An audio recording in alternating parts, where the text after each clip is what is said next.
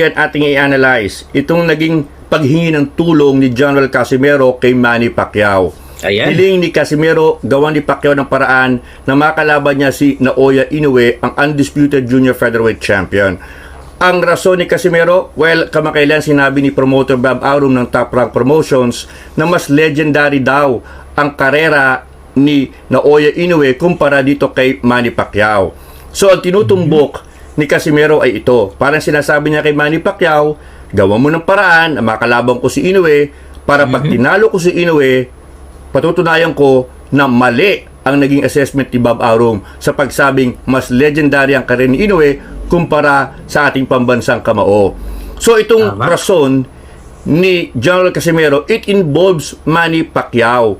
Siyempre, makukuha niya ang atensyon ni Manny Pacquiao. Iisipin ni Manny Pacquiao, bay, para sa akin pala ito. Para sa akin pala ito sapagkat gusto mong patunayan si Arum na siya'y mali sa pagsabing mas magaling yung Inoue kumpara sa akin. So, makukuha niya ang atensyon ni Manny Pacquiao with that kind of explanation. Pero mga kaibigan, narito ang ating napakasimpleng analisiya.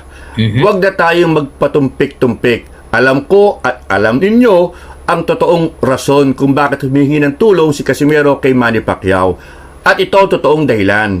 Sapagkat mula nang siya'y nag-bolt out kay Pacquiao sa MP Promotions, kay Sin Gibbons, ay sumadsad ang kanyang karera.